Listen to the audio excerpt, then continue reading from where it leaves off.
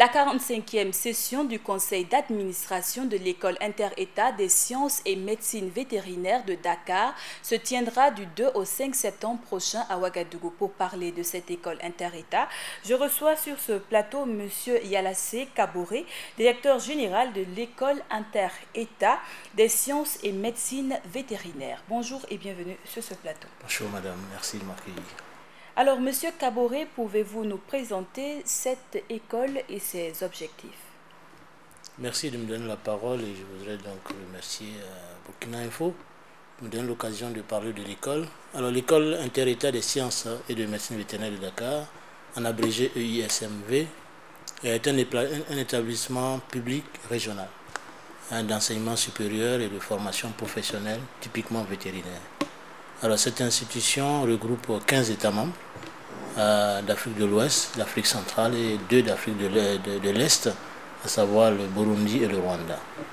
Alors, en 48 ans d'existence, combien de spécialités retrouve-t-on au sein de cet établissement public inter-État? Alors, on trouve plusieurs spécialités. Je pense que la formation de base, c'est la formation des docteurs vétérinaires que nous faisons. Mais au-delà donc de ces formations de base, nous avons des spécialités après le doctorat vétérinaire sous la forme de master ou de PhD.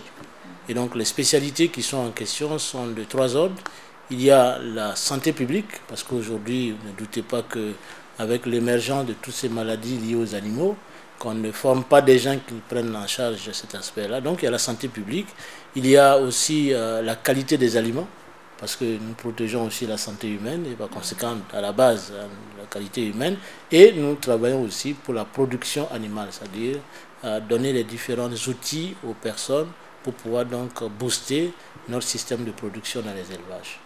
Alors donc, quel est le rôle de ces agents vétérinaires sur le terrain, vu qu'au Burkina, il y a de cela quelques jours, 20 tonnes de poulets de chair ont été saisies et incinérées? C'est le rôle justement, c'est cela, c'est protéger la santé publique.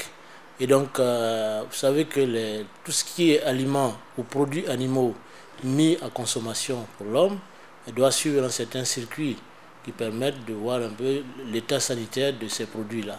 Et donc le vétérinaire est au premier plan de cette protection, notamment des pays et des personnes en termes de consommation et en termes d'introduction ou d'émergence de maladies. Et donc leur devoir c'est ça, c'est arrêter lorsque ça ne suit pas les règles classiques, les produits sont saisis et détruits. Alors comment accède-t-on à cette institution? Alors l'accès à l'institution, il y a 2 voies possibles. Il y a la voie des bacheliers, le bac scientifique, et puis il y a la voie professionnelle. Pour ceux qui ont fait peut-être des études agronomiques par ailleurs, ou alors des professionnels qui sont en activité, qui veulent poursuivre leurs études. Alors ceux-là, on essaie de vérifier plus ou moins leur curricula obtenu et on fait une comparaison avec les différents niveaux de progression de la formation à l'école. Et donc en fonction du niveau, ils sont insérés à un certain niveau d'années pour pouvoir finaliser leur formation vétérinaire. Dans ce cas, y a-t-il des quotas définis par pays et existe-t-il des bourses pour accompagner les apprenants? Quotas par pays, oui. À l'époque, à la mise en place de l'école au départ, il y avait des quotas pour éviter une surcharge. Mais aujourd'hui, il n'y a plus de quotas. Chaque pays peut envoyer la quantité qu'il souhaite, former dans les 3 années ou les 5 années à venir, donc en fonction de son choix. Alors maintenant, les bourses, non, l'école ne donne pas de bourses. En fait, ces étudiants qui sont envoyés sont de 2 catégories essentielles, 3 catégories. La première, ce sont les États membres qui envoient leurs étudiants et qui prennent en charge leurs étudiants. La deuxième catégorie, c'est le secteur privé. Nous avons ouvert la formation au secteur privé et donc il y a des confrères qui ont leurs affaires, qui veulent donc pérenniser leurs activités, donc ils mettent les enfants et qui forment. Puis le troisième, c'est les bourses de coopération. Donc chaque pays peut avoir des bourses de coopération qui leur permettent d'inscrire certains de leurs étudiants chez nous. Donc ce sont les 3 voies essentielles. Monsieur Kaboré, vous êtes le 2e Burkinabé à occuper le poste de directeur général de cette école. Alors comment s'est fait votre choix, voire votre élection à ce poste? Alors le choix des directeurs de l'école en fait tient à un appel à candidature.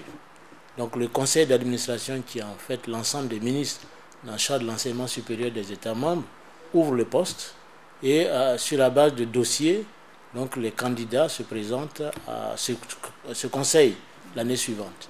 Et donc, mais là, ce n'est pas bon, c'est un truc de dossier. Il y a le niveau du candidat en termes de grade universitaire du candidat, mais au-delà de ça, il y a la diplomatie. Parce qu'il faut que votre État qui vous propose vous appuie et que cet État fasse le lobbying auprès des autres États, montrant que vous êtes le candidat le mieux placé pour pouvoir occuper donc ce poste. Voilà, donc ça c'est où ça se situe. Et concernant cette élection, 11 États sur 15 ont été favorables pour votre choix. Quel est le rôle qu'a joué la diplomatie burkinabé? La diplomatie burkinabé a été très efficace. C'est pourquoi d'ailleurs vous me permettrez d'utiliser votre antenne pour remercier encore une fois le gouvernement et surtout le ministre de l'Enseignement supérieur qui a tout mis en œuvre. Monsieur le professeur Filiga a tout mis en œuvre avec ses collaborateurs pour que cela soit fait. Et il y a aussi le ministre des Affaires étrangères qui n'a pas manqué même de dépêcher un ambassadeur là au conseil d'administration qui s'est tenu à Brazzaville pour soutenir ma candidature et faire le lobbying auprès des autres États. Donc il y a eu véritablement un soutien sans faille qui aboutit donc à ce résultat très positif. Il y a de cela quelque temps que vous êtes à la tête de cette école. Quelles sont les difficultés que vous avez rencontrées? Alors, la première difficulté de l'école, c'est le financement. Vous savez qu'au départ, en créant cette école, qui est une école qui a été mise en place par l'Organisation commune africaine et malgache l'OCAM dans les années 68, et donc le financement revenait aux États. Alors, donc, ce fonctionnement qui est pris en charge par les États, à un moment donné, dans les années 90, quand il y a eu l'ajustement structurel, des crises se sont donc développées dans différents domaines, dont l'enseignement supérieur, et donc les contributions ne rentraient plus. Donc il fallait changer de fusil d'épaule pour pouvoir le faire. Donc on a donc imaginé maintenant les frais de scolarité que les États doivent payer pour les étudiants, ou les privés payent, mais également il y a un fonds de solidarité qu'on demande aux États. Parce que l'école étant une institution commune, il y a un petit fonds qu'ils doivent donner, et malheureusement ce fonds et ces frais de scolarité ne sont pas payés par tous les États. Certains pays payent, mais d'autres pas du tout. Donc la première difficulté de l'école, c'est le modèle de financement. Et quand on voit aujourd'hui l'ambition de l'école et son prestige aujourd'hui, ce mode de financement, à mon avis, n'est pas viable à court terme. Il faut donc réfléchir pour voir quel autre modèle de financement nous pouvons apporter à cette institution. Et la question du financement est au cœur de cette rencontre qui se tiendra du 2 au 5 septembre prochain. Quelles peuvent être les voies pour solutionner ce problème de financement? Alors, il y a plusieurs voies possibles. Soit les États prennent leurs responsabilités politiques par rapport à ça, parce que c'est un outil qui leur appartient, c'est un établissement public. Soit on trouve d'autres moyens de diversifier nos ressources, accompagner l'institution dans sa démarche auprès des institutions financières internationales pour avoir de l'argent.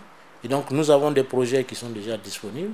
Maintenant, c'est de trouver des pays qui sont prêts à nous accompagner pour aller vers ces institutions internationales pour le faire. Ça, c'est le premier niveau, j'allais dire, de modèle que je peux proposer, mais probablement il y en a d'autres. Donc, je laisse l'initiative au conseil d'administration de nous en faire d'autres propositions. Alors, donc, quel avenir donc, pour cette école inter-État? Moi, je la trouve radieuse dans la mesure où nous sommes dans un contexte africain et un contexte mondial qui veut qu'on ait des vétérinaires. Est-ce que vous savez qu'au Burkina, actuellement, il n'y a que 43 vétérinaires, 4% de l'effectif du ministère. Très faible. Très faible quand ces enjeux de ces maladies qui viennent, ces enjeux de production qui sont là, alors que le vétérinaire est au centre de tout cela. Et donc si on n'en forme pas, c'est qu'on met notre pays dans une situation délicate. C'est pourquoi le lobbying va être également aux États de former des vétérinaires. Parce que ceux qui sont formés vont à la retraite, et ceux qui sont formés en petite quantité, les privés qui s'installent les récupèrent, donc le public ne peut pas embaucher. Donc il faut former suffisamment pour avoir des gens dans votre dispositif public. Alors combien de personnes ont déjà été formées au niveau de votre institution et combien pour l'effectif burkinabé? Alors l'école a formé à cette date de juillet dernier, nous avons fait le bilan, nous sommes à 1350 diplômés de l'école, docteurs vétérinaires. Le Burkina en a produit 103. 103. Alors, après 48 ans d'existence, c'est peu. Alors donc, une dernière question avant de mettre fin à l'entretien. Quelle est votre ambition pour cette école inter-État? Alors, mon ambition, c'est de faire de l'école un pôle régional, j'allais dire même africain, qui est compétitif et qui va dans l'excellence en termes de sciences et de médecine vétérinaire, tant dans la formation, dans la recherche, que dans l'expertise. Et ensuite, faire de cette école-là, j'allais dire, un opérateur économique stratégique pour les pays, parce que nous avons de l'expérience. nous avons des connaissances qu'on peut mettre à la disposition des États dans les politiques de développement pour l'élevage ou de la santé. Donc nous voulons être quand même un acteur principal dans ce genre de choses. Et puis la troisième chose, c'est de moderniser notre système. Parce qu'aujourd'hui, tout évolue, les nouvelles technologies évoluent, le système d'enseignement évolue. Donc il faut moderniser et évoluer vers la qualité de nos activités pour pouvoir donc satisfaire aux besoins de notre société. Merci beaucoup, Monsieur Kaboré. Merci d'être venu sur ce plateau. C'est à moi de vous remercier. Merci beaucoup. C'est tout pour cet entretien avec Monsieur Yalassé Kaboré, directeur général de l'École inter-État des sciences et médecine vétérinaire de Dakar. Entretien qui met fin au journal du 13h sur la chaîne Burkina Info. À tous ceux qui nous ont suivis dans la ville de Ouagadougou et partout ailleurs dans les 45 provinces du Burkina, Wena Kondebero.